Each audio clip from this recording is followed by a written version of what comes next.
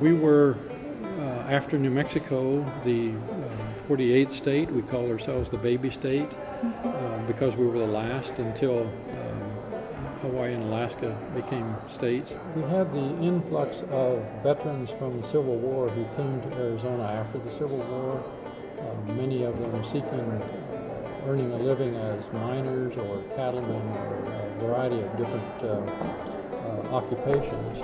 As the railroads developed to the west, they wanted a safe corridor, safe domain through which to travel. There were a lot of mining interests in Arizona, and that lent interest in becoming a state as well.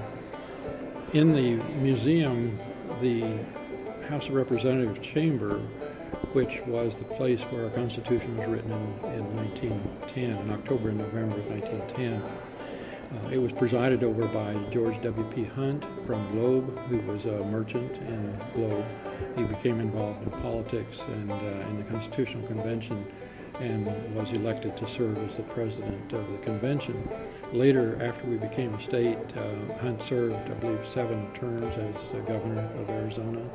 But he was kind of an institution in Arizona, and that's why in the museum we have a reproduction of the governor's office with the governor sitting at his desk. So he's on duty 24/7, 365 days a year.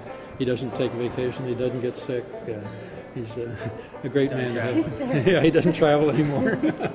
On the desk of the members of the Constitutional Convention, that those members who were elected from the counties and the territory, all men, because only men were allowed to vote then, came from a number of different states and a number of different professions, and half a dozen or so foreign countries, such as, of course, Canada and Mexico, New Zealand, Czechoslovakia, I believe England, Germany, New Zealand, I believe, and a wide variety of different occupations who were represented in that Constitutional Convention.